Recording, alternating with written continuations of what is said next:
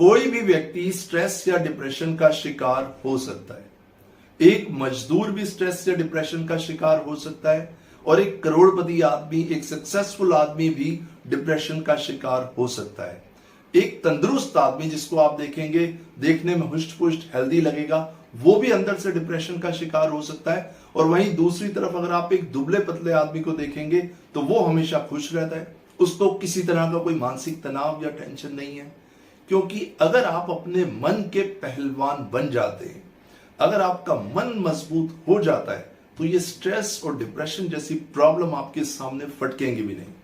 But yes, I can understand कि जिस व्यक्ति को डिप्रेशन होता है या स्ट्रेस होता है, जिस पेन से वो गुजर रहा होता है, वो वही व्यक्ति जानता है कि वो कितना पेनफुल होता है। अब लोग तो ये कहते हैं कि शायद ये कोई बहाना बना रहा है, कुछ लोग कहते हैं कि ये तो सिर्फ टाइम वेस्ट कर रहा है, कुछ ना करने का बहाना है। लेकिन असली दर्द तो उसी व्यक्ति को पता होता है जो ऐसे वक्त से गुजर रहा है, क्योंकि उसका एक एक पल जीना मुश्किल हो जाता है। अगर आप किसी डिप्रेस या स्ट्रेस्ड व्यक्ति के आगे कोई अच्छी से अच्छी चीज भी रखेंगे ना, उसको कोई इंटरेस्ट नहीं आएगा, उसको किसी चीज में कोई इंटरेस्ट नहीं आएगा, कोई टेस्ट नहीं आएगा। रीजन, अंदर डिप्रेशन है, अंदर स्ट्रेस्ड है, अंदर दुख है। इस वजह से वो किसी चीज का आनंद नहीं ले पाएगा और उसके इस दुख को कोई समझता भी नहीं, कोई नहीं समझता। और जब कोई नहीं समझता तो स्ट्रेस का लेवल और बढ़ने लगता है, और ज्यादा स्ट्रेस हो जाता है, तनाव हो जाता है। जब लोग उसका मजाक उड़ाते हैं, उसको इग्नोर करते हैं। देखिए, ऐसा होता है कि इस कुदरत ने, कई बार ये कुदरत हमारे सामने कुछ ऐसी परिस्थितियां, कुछ इतनी विशाल, इतनी स्ट्रॉन्ग सिचुएशंस, परिस्थितियां ला देती है जिसका सामना हम नहीं कर पाते और हम टूट जाते हैं और अपने घुटने टेक देते हैं। कई बार परिस्थितियां इतनी जटिल होती हैं जिसका सामना ताकतवर से ताकतवर व्यक्ति भी नहीं कर पाता और उसके सामने घुटने टेक देता है। अब होता यह है कि जब आप परिस्थितियों के सामने घुटने टेक देते हैं, जब आप हार मान लेते हैं, तो ये परिस्थितियां आपको अपना गुलाम बनाना शुरू कर देती हैं। अब ये डिप्रेशन आपके अंदर धीरे धीरे आपकी पहले पर्सनल लाइफ में होता है, प्रोफेशनल लाइफ में होता है, सोशल लाइफ में जाता है, धीरे धीरे आपको अंदर से खाना शुरू कर देता है। इसका असर आपकी दिनचर्या पे पड़ता है, आपके परिवार पे पड़ता है, आपकी हेल्थ पे पड़ना शुरू हो जाता है और आप अंदर अंदर से मायूस होने लग जाते हैं। आप चल तो रहे होते हैं लेकिन आप एक बेहोशी की हालत में चल रहे होते हैं। बट माय डियर फ्रेंड्स, कितनी भी डिफिकल्ट सिचुएशन हो, कितनी ही जटिल परिस्थिति हो, उससे बाहर निकला जा सकता है। अगर इस कुदरत ने आपके सामने इतनी विकट, इतनी कठिन परिस्थिति रखी है, तो जरूर इससे बाहर निकलने का भी कोई रास्ता होगा। अगर आप इस तरह की सिचुएशन से, इस डिप्रेशन से या स्ट्रेस से बाहर आना चाहते हैं, मेरी बात मान लीजिए, एक छोटा सा काम कीजिए। खुद से नेगेटिव क्वेश्चंस करना बिल्कुल बंद कर दीजिए।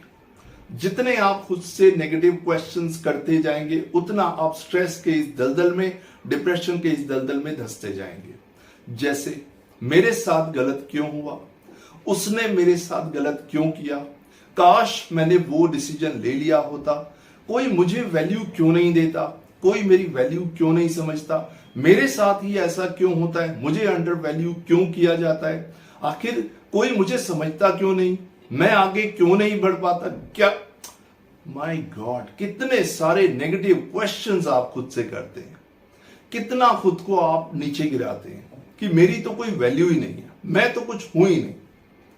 इतने सारे नेगेटिव क्वेश्चंस आप खुद से करते हैं और इसका आंसर देने वाला कौन है, इसका जवाब आपको कौन और कहां से मिलता है, कभी आपने सोचा? असल में इसका जवाब भी आप खुद दे रहे हैं, प्रश्न भी आप खुद कर रहे हैं और इसका जवाब भी आप खुद दे रहे हैं। और देखिए, कमाल की बात तो यह है कि जितने भी नेगेटिव प्रश्न आप खुद से कर रहे हैं, उसका आंसर सेम है। आप रोज सुबह उठते हैं और अपने आप से खुद से यही प्रश्न करते हैं और सेम आंसर आपको मिलता है। जितना ज्यादा आप खुद से नेगेटिव क्वेश्चंस करते जाते हैं, आपको नेगेटिव आंसर्स मिलते हैं, आप और नेगेटिव होते जाते हैं और स्ट्रेस और डिप्रेशन के शिकार होते जाते हैं। तो आज और अभी से इस तरह के प्रश्न करना खुद से बिल्कुल बंद कर दीजिए। जब आप खुद से इस तरह के प्रश्न करने बंद कर देंगे, तो धीरे धीरे आप स्ट्रेस और डिप्रेशन से बाहर आने लगेंगे।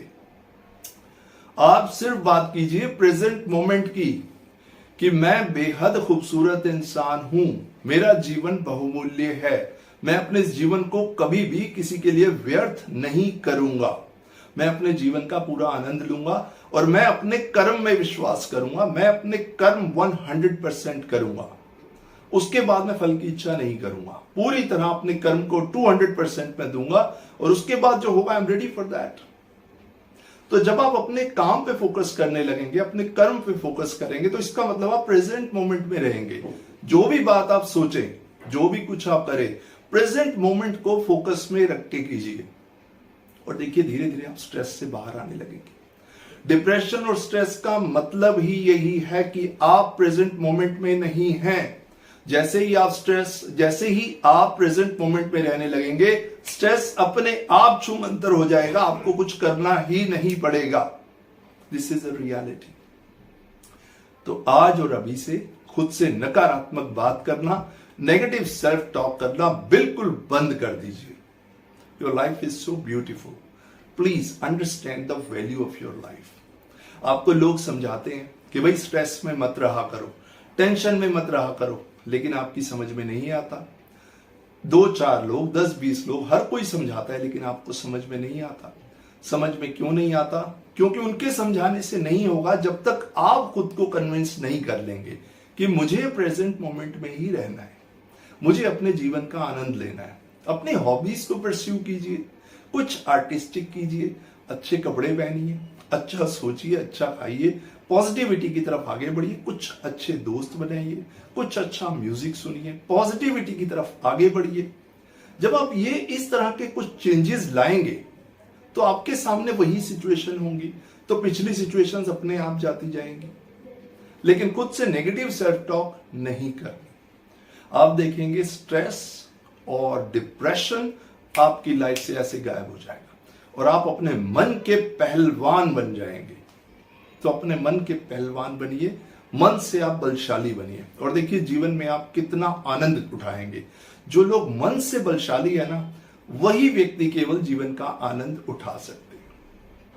तो थैंक यू सो मच। मैं आशा करता हूं कि आज और अभी से आप अपने मन की पहलवानी शुरू करेंगे। Thank you so much. मेरी कोशिश होती है मैं अपने एक्सपीरियंस से आपकी लाइफ में एक वैल्यू ऐड कर पाऊं। नया वीडियो लेके आपके सामने फिर आऊंगा मैं। तब तक के लिए thank you so much. Thanks for your care, love and thank you so much.